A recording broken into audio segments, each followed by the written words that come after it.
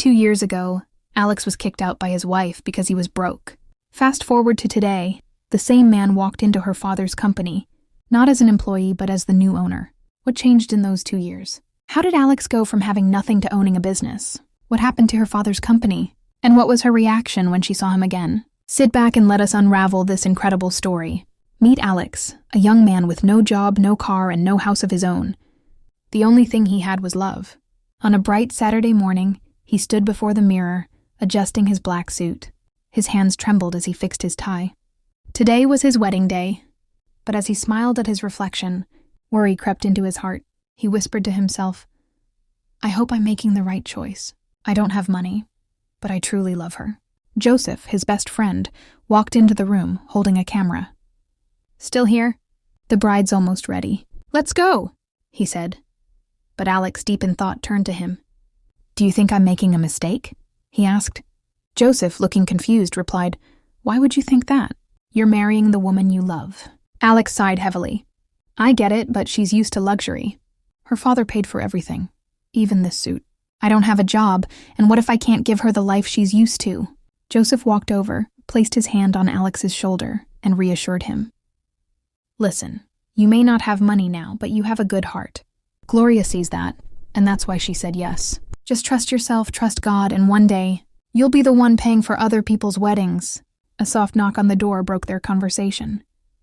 "Alex, the bride is coming down," a voice called out.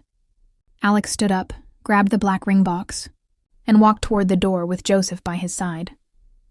Today could be the start of a beautiful life or a painful lesson, he thought. Downstairs, the guests were already seated. The hall was decorated with gold and white balloons, and flowers filled every corner. Waiters served drinks and snacks while the music shifted. Everyone turned as Gloria appeared. She looked like a princess in her white gown adorned with sparkling stones. Her makeup was flawless, and though her smile was bright, her eyes seemed to be hiding something. She walked slowly, holding her father's hand, Mr. Jerry, who beamed with pride. The pastor smiled at the couple. "Do you, Alex, take Gloria as your wife?" Alex gazed into her eyes and responded, "Yes, I do, with all my heart." The pastor turned to Gloria.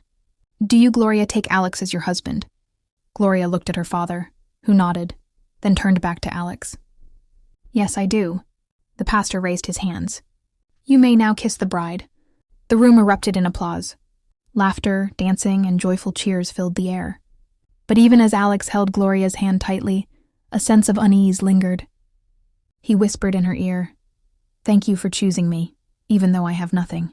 Gloria smiled softly in return. Alex was ready to give her all the love he had, even if all he had was hope. 2 months later, Gloria was in her father's office, laughing as she signed a document. She was dressed in a new red dress, gold earrings, and shiny nails, looking every bit the wealthy woman she had become. Mr. Jerry slid a file across the table. "Sign here. I believe the role of executive assistant to the CEO is the perfect stepping stone for you. You'll be involved in the daily operations, key meetings, and strategic decision-making. You'll learn from me and the team, and I'm confident you'll be ready to take over when the time comes." Gloria smiled as she signed the document. "Thank you, Daddy, for making everything so easy for me." Mr. Jerry smiled back. "Of course, you're my only child. You deserve the best." Meanwhile, Alex sat alone in their living room. The fan hummed slowly, and his laptop rested on his lap. He had just sent his 10th email for the day, each one more desperate than the last. Please, just one yes. One contract could change everything. He paused, glancing around at the empty, cold room. "God, please," he whispered. At first, Gloria had been sweet and supportive. She'd cook for Alex and comfort him, saying, "Don't worry, my love. Things will get better." But that sweet voice was starting to fade. One morning, Alex lay in bed, the fan slowly spinning above him. His laptop rested on his lap, but he wasn't watching movies or playing games. He was searching, flipping through building project websites, checking his emails, hoping for a response. Maybe today would be the day someone would finally call him for a building contract. But as usual, his inbox was empty. Then Gloria walked into the room, dressed for work, her hair neatly styled, and the scent of her perfume lingering in the air. She glanced at Alex and paused. "You're still in bed?" she asked, her voice sharp. Alex looked up. I sent out a few proposals this morning. There's a new school project in Icha I applied for, he said. Gloria scoffed, a cold laugh escaping her lips. Alex, every week it's the same thing. I applied for this, I submitted that, but nothing ever comes of it. Alex slowly sat up. You know I'm a building engineer. Contracts don't just fall into your lap. It takes time. Time? She snapped. It's been months since we married. How many projects have you actually worked on? 0. You just sit here, clicking away and hoping while I'm out there working every day. His mouth went dry, but he tried to explain. Gloria, I'm not lazy. You know that. She threw her hands up in frustration. All I know is that I'm tired. Tired of paying the bills, tired of pretending everything is okay, and tired of being the man in this house. With that, she stormed out of the room. Alex stared at the screen of his laptop, the words on it no longer holding any meaning. He closed it slowly. The silence around him felt suffocating. Here he was, a skilled man, yet at this moment he felt utterly useless. That evening, the doorbell rang. Alex opened it to find his old friend Joseph standing there, grinning wide and holding a nylon bag full of snacks. Joe! Alex smiled for the first time that day. You didn't even tell me you were coming. Joseph chuckled. A surprise visit. I brought snacks and malt. Let's catch up. They sat in the living room, the fan humming gently above them. The TV was off and the room was peaceful. Joseph passed a snack to Alex. Eat, man. You look like someone who hasn't smiled in months. Alex took the snack and laughed. It's not easy, Joe. Life's been tough. Joseph nodded, his expression serious. I get it. But don't give up, Alex. You're smart. One day, things will turn around. Alex lowered his gaze. Gloria doesn't believe in me anymore. She talks to me like I'm nothing. Joseph leaned forward. Listen, keep pushing. You don't need 10 people to believe in you. You just need one, and I believe in you. Alex smiled weakly, but his eyes were still red. At that moment, Gloria walked into the room, arms crossed. So this is what you do when I'm not home? Sit around with your jobless friend and eat snacks? Joseph stood up, startled. Good evening, Gloria. She ignored him, focusing on Alex. Do you feel any shame? Laughing like everything's fine? Alex slowly stood up. He's my friend. He came to check on me. Alex nodded, though Joseph couldn't see him. Thanks, Joseph. Thank you. After the call ended, Alex sat back and looked around the room. He was happy for his friend, truly he was. But something inside him felt empty, quiet, and sad. He stared at his laptop, the screen still open and blinking. He closed his eyes, a sigh escaping his lips. When will it be my turn? Once again, silence answered him. The next morning, Alex stood in front of the mirror. He wore his cleanest shirt, sprayed some cologne, and picked up the file with his building proposals. He had a big meeting that day with a construction company. As he walked to the garage, he glanced at Gloria's second car. Alex had always respected Gloria's cars and never used them without asking. But today, with the main car already gone and a crucial meeting ahead, he didn't want to risk being late. Just for today, he muttered to himself. Taking a deep breath, he opened the door and slid into the car. His heart pounded in his chest, the fear of trouble looming over him. As he drove, he prayed quietly. Please, God, let today be different. Let them like my proposal. Let them give me a chance. He reached the company, gate precisely at 10 a.m. The security guard checked him in, and Alex walked toward the building with a renewed sense of hope. Today could change everything, he thought. Inside a small office, Alex sat across from Mr. Adabio, the project head. Alex spoke with confidence, his voice steady. Sir, my proposal covers cost, safety, and speed. I've managed several building projects in the past. If you give me this contract, I promise you won't regret it. Mr. Adabio looked over the papers and nodded slowly. Not bad, young man. Just then, Alex's phone rang. It was Gloria. He quickly silenced it and apologized. Sorry, sir. Please continue. Mr. Adabio raised his hand. Is everything okay? He asked. Yes, sir. Just my wife, Alex said, forcing a smile. Mr. Adabio nodded, returning to the papers. But before he could speak again, the phone rang once more. Alex sighed and muted it again. Maybe you should take it, Mr. Adabio suggested, clearly annoyed. No, sir, it's fine, Alex replied. But the phone kept ringing again and again. Sweat began to bead on Alex's forehead. Finally, Mr. Adabio dropped the file and stood up. Is this how you handle serious meetings? If you can't control your phone, how will you manage a construction site? Alex stood up quickly, his voice desperate. "Sir, please, give me one more minute. I can explain." But Mr. Adabio pointed to the door. "You are not serious." "Please leave my office." Alex stood frozen. "Sir, please." Mr. Adabio shouted, "Leave now." Reluctantly, Alex grabbed his file and walked out, his hands trembling and his legs weak. Outside, Alex checked his phone and saw 15 missed calls from Gloria. He stepped away from the building, his legs unsteady. The phone rang again. It was Gloria. This time, Alex answered. Her voice cut through the phone like a slap. "What's wrong with you? Why did you take my car? Who gave you permission?" Alex tried to stay calm. "Gloria, I had a meeting, a big one. I didn't want to be late. I used the car just for today." Her voice turned sharp. "Don't you ever touch my car again?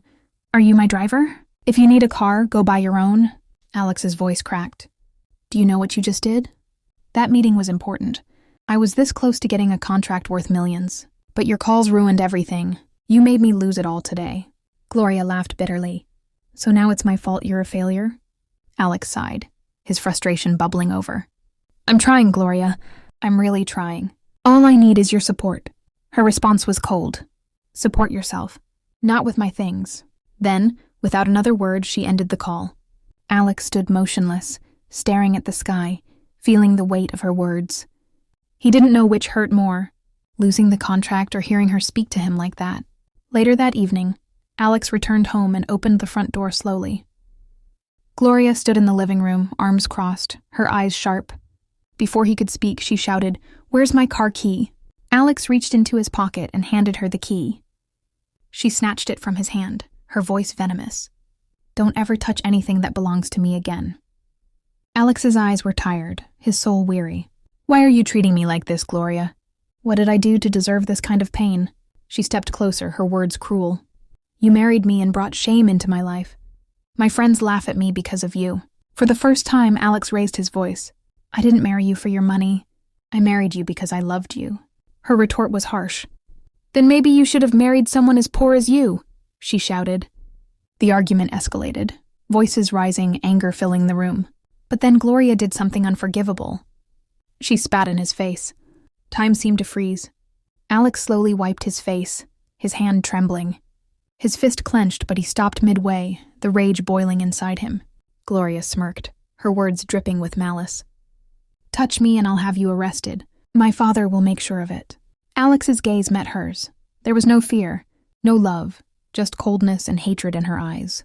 He turned and walked slowly to the bedroom, the weight of everything pressing down on him. That night he couldn't sleep.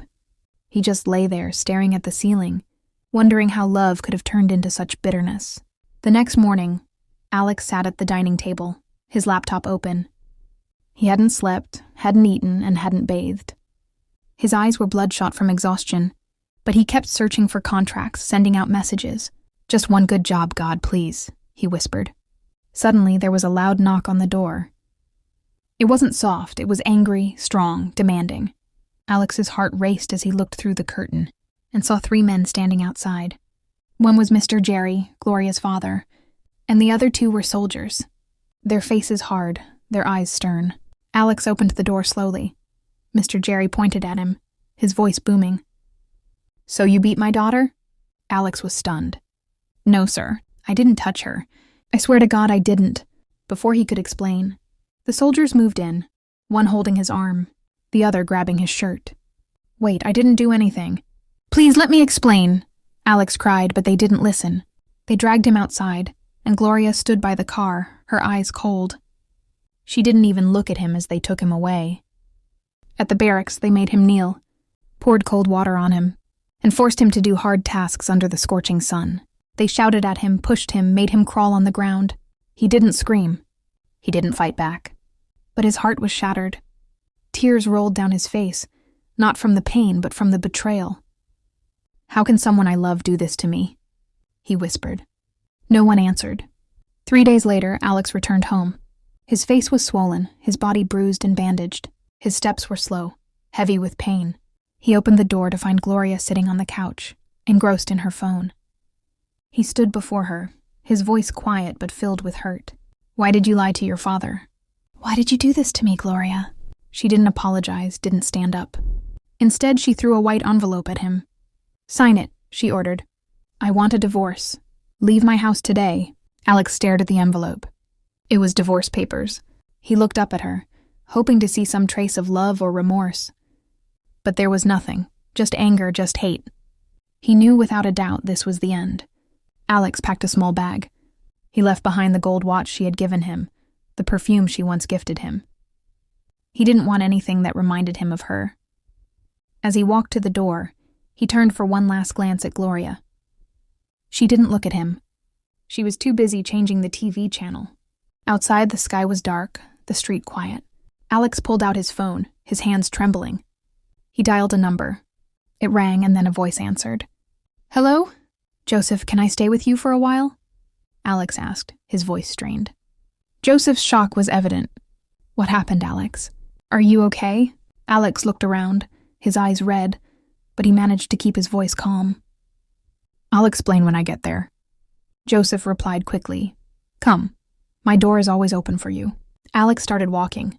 He didn't know what the future held, but he knew this was the beginning of a new life. It would be painful, but maybe, just maybe, his story wasn't over yet. Joseph heard the knock at the door and ran to answer it. When he saw Alex, his heart sank. Alex's face was swollen, his arms bandaged. He opened his mouth in shock. "What happened to you?" Alex didn't answer right away. He walked in slowly and sank onto the couch. Joseph shut the door and sat beside him. "Talk to me, bro. Who did this to you?" Alex looked at him with tired eyes. "I didn't touch her, Joseph. I swear, but her father sent soldiers. They beat me. They treated me like a criminal." Joseph's eyes welled with tears. Alex reached into his pocket and handed him the divorce papers. "She told me to sign and leave her house. No goodbye, no apology. Just hate." Joseph placed a hand on Alex's shoulder. "You won't end like this," he said, his voice filled with determination. "You're a good man. Everything will be okay. I promise you." That night they sat in silence, but their hearts spoke louder than words. Meanwhile, back at Gloria's house, she sat alone, sipping wine. Her lips curled into a smile. She felt victorious, free from the man she had cast aside. "Good riddance," she whispered to herself. "Let him go and suffer. I don't need a broke man in my life." She laughed, thinking she had won. But deep inside, the emptiness began to grow. What Gloria didn't know was that the very man she had cast aside, the one she called broke, was on the verge of a remarkable comeback. And when he rises, she won't be ready for what's to come. Time passed slowly. Days blurred into nights, and weeks turned into months. Alex continued staying with Joseph, waking up every morning, opening his laptop, and searching for contracts. He sent countless emails, made calls, and visited offices. Some people promised to get back to him, but no one ever did. His bank account was running on empty, yet he didn't give up. He didn't beg. He didn't steal. He simply waited. One Saturday evening, Joseph returned home dancing, his spirits high. Alex glanced up from his chair. "Why are you so happy?" he asked. Joseph threw his car keys on the table and exclaimed, "I got promoted, bro. I'm the new HR manager." Alex stood up, his eyes wide with excitement. "Wow, Joseph. That's huge news. I'm so proud of you." Joseph paused, then looked at him. "Aren't you sad? You still haven't found a job." Alex smiled warmly. "Why would I be sad? Your success is my success. You're my brother." Later that night, after Joseph had gone to bed, Alex knelt beside the bed and whispered, "God, please remember me too. I'm happy for Joseph, but I need help too." His voice was soft, but heaven heard him. One bright morning, Alex, dressed in his best shirt, left the house and took a bike to a nearby church. He stood outside for a while, nervous but determined. Finally, he walked inside. Pastor John was sitting with his Bible open and smiled when he saw Alex. "Alex, it's been a while. How are you?" Alex sat down slowly and said, "Pastor, I'm not fine." He poured out everything. How Gloria had lied. How the soldiers came, how he was beaten, and how she threw divorce papers at him. Pastor John's expression changed. He was quiet for a moment before speaking. "Alex, I'm so sorry. I didn't see this coming, but God isn't asleep. Let me pray with you." Pastor John stood and placed his hand on Alex's head, praying earnestly. After the prayer, they sat in silence. Pastor John finally spoke. "While you wait for a big contract, do something with your hands. Start small." Alex looked down at the floor and nodded slowly. "I agree, sir, but I don't know what else I can do." He leaned back in the chair, his face weary, his heart heavy. He felt lost in thought. That afternoon in a big office building, Joseph sat with the top staff of his company. They were discussing a new project in another city, a big project. The managing director stood up and said, "We need someone strong, someone who can handle this from start to finish. No room for mistakes." The room fell silent as everyone exchanged glances. Then Joseph raised his hand. The MD looked at him. "Yes, Joseph? What's on your mind?" Joseph stood and said, "I know someone. He's very good.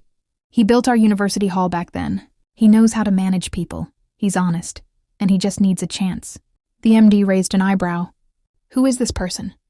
Joseph smiled. "His name is Alex. He's an architect and a project manager." The room went silent. Finally, one of the directors spoke. "We prefer people with proven experience. But if you're sure about this man, bring him in. We'll meet him." Joseph's heart raced. "Thank you, sir. I'll bring him tomorrow." That evening, Joseph couldn't contain his excitement. As soon as he walked in, he shouted, "Alex, where are you?" Alex emerged from the kitchen, wiping his hands. "I'm here. Hope everything is good." Joseph dropped his bag, smiling broadly. "Something huge just happened, bro." Alex looked puzzled. "What happened?" Joseph moved closer. "There's a big project at my office. They need someone to handle it. I mentioned your name." Alex froze. You mentioned me?" Joseph nodded. "Yes, they want to meet you tomorrow. They're ready to talk, Alex. They're ready to trust you." Alex sat down on the sofa, his mouth agape. Tears welled up in his eyes. He stood and hugged Joseph tightly. "Thank you, my brother. Thank you. I thought my life was over, but you remembered me." Joseph smiled, patting him on the back. "God remembered you, not me. This is your time. Just be ready." Alex nodded, his heart swelling with emotion. Tears rolled down his cheeks as he whispered, "I won't fail." Not this time. That night he couldn't sleep, not from worry, but because hope had returned. And when hope fills a man's heart, everything changes. The next morning, Alex woke early.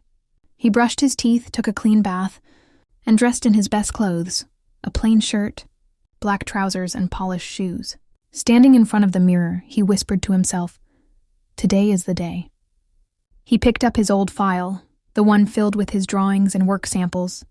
It was worn, but the papers inside were valuable. Joseph was already waiting outside in the car. As Alex entered the front seat, Joseph smiled at him. "You look ready, my brother." Alex nodded slowly. "I am. I just hope they see what you see in me." The drive to the company was quiet. Alex prayed silently in his heart, reflecting on the struggles he had endured and the people who had forgotten him. When they arrived, Joseph led him into the large meeting room, where 5 people sat waiting. One of them spoke. "You must be Alex," he said. Alex greeted them politely. "Yes, sir. Thank you for this opportunity." The head of the meeting spoke. "Joseph told us good things about you, but we want to hear from you. What can you do?" Alex opened his file, showing them pictures of past projects. He explained how he managed various building projects, handling workers, time, and resources.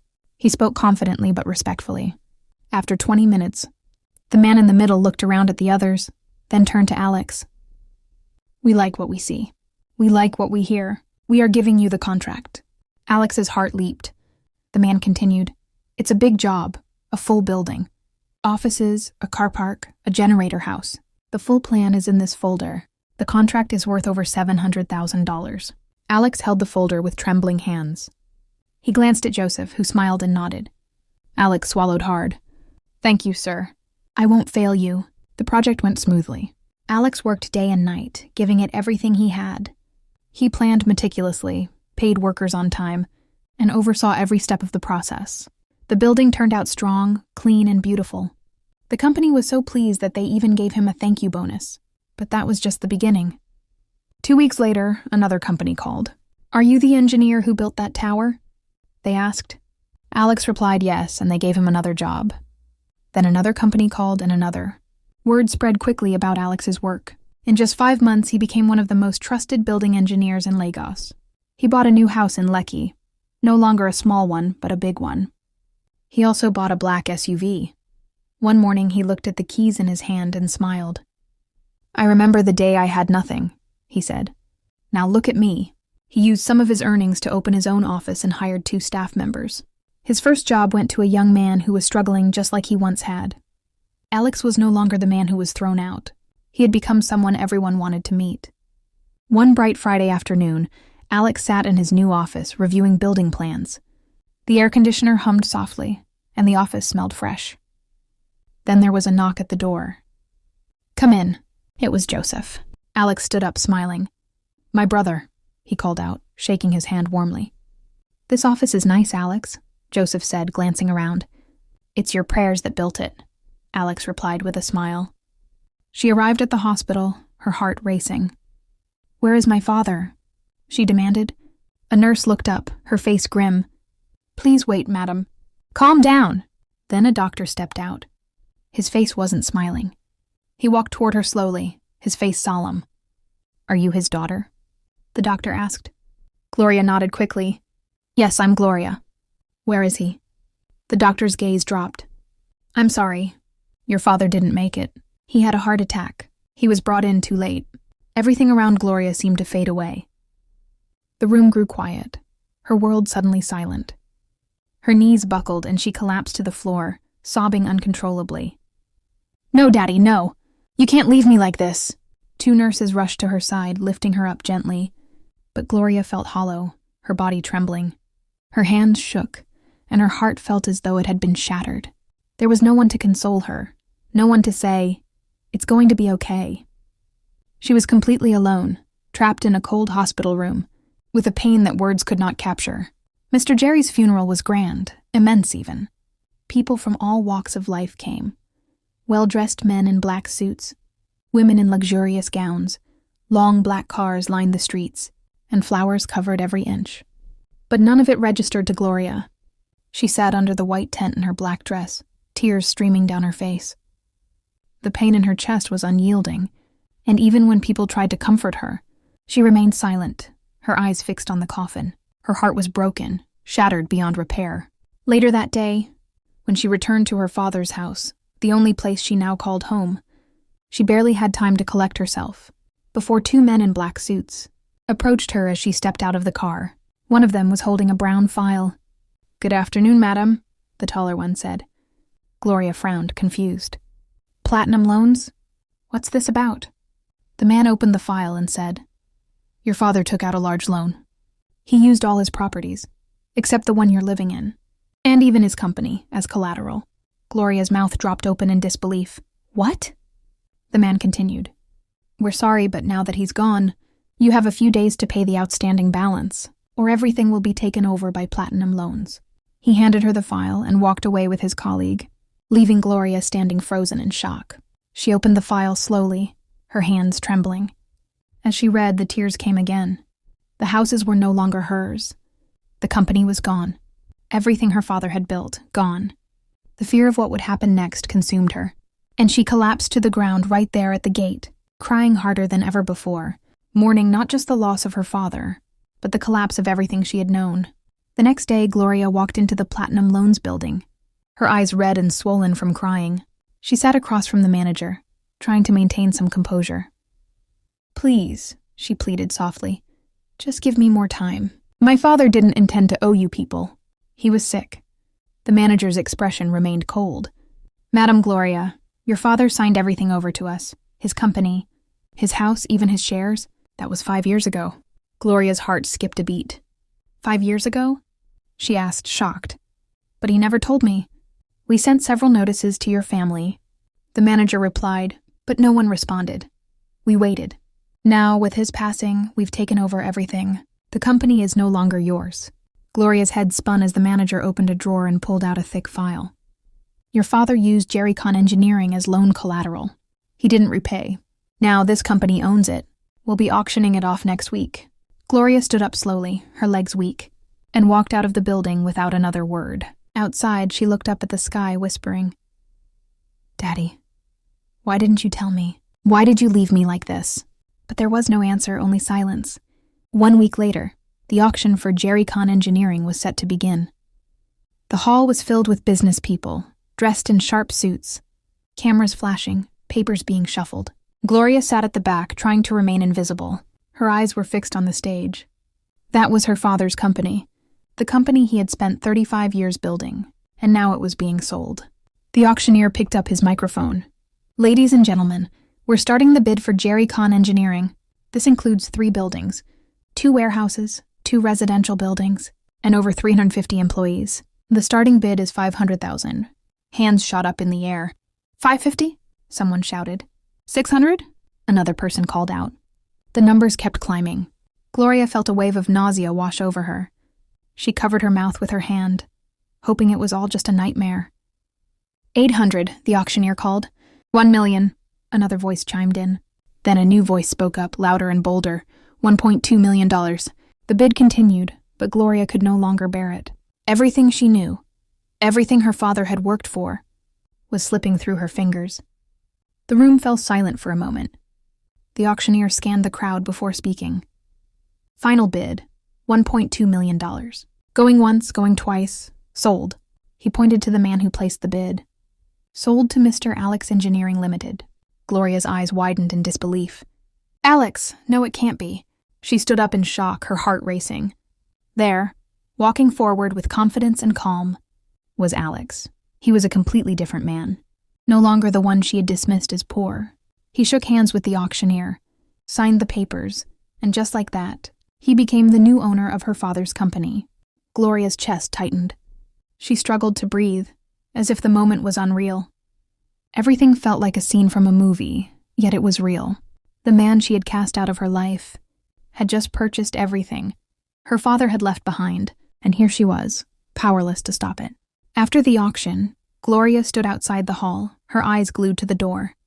Then, Alex walked out, holding the final documents in his hand. She stepped forward quickly, calling out, "Alex, please wait." He turned to face her. His presence was calm, quiet, and strong, nothing like the man she had once dismissed. "Why did you buy my father's company?" Gloria asked, her voice trembling. "After everything that happened, why would you do this?" Alex studied her for a moment before speaking, his voice steady yet firm. "Your father never liked me. He had soldiers arrest me, beat me up, and treated me like trash because I had nothing." Gloria lowered her gaze, unable to respond. "I didn't do this out of revenge," Alex continued. "My return isn't about mocking you. I bought it because I worked hard, because I grew. And when I saw Jerry Kahn falling, I saw a company I could save, a company with good staff who needed to keep their jobs. I bought it because I could, not because I was angry." He paused, then added, "But I won't lie. It still feels strange to stand here, seeing you look at me like this." Gloria's voice shook as she responded, I didn't know it would turn out like this." Alex's gaze softened. "Nobody ever knows. That's why you should treat people with respect, whether they're rich or poor." With that, he turned and walked toward his car. Gloria stood motionless, watching as he got into the car and drove away. She was left standing alone by the road. Now, she had only one house left, the one she lived in. No job, no father, no husband, and no one to blame but herself. The company was gone. The man who loved her was gone. All she had now was the chance to start over. This story holds a deep lesson. Never look down on anyone simply because they're poor. Life can change in an instant. The person you reject today could very well be the person you need tomorrow. Treat others with love and respect, regardless of their financial status. Now, I'd love to hear from you. What part of this story touched you the most? Please share your thoughts in the comments below. I truly enjoy reading your perspectives. And stay tuned, because another powerful story is coming your way soon. Make sure to subscribe and turn on your notification bell so you won't miss it. If you like this story, please hit the like button and share it with your friends. Thank you so much for watching. I appreciate you, and I'll see you again soon.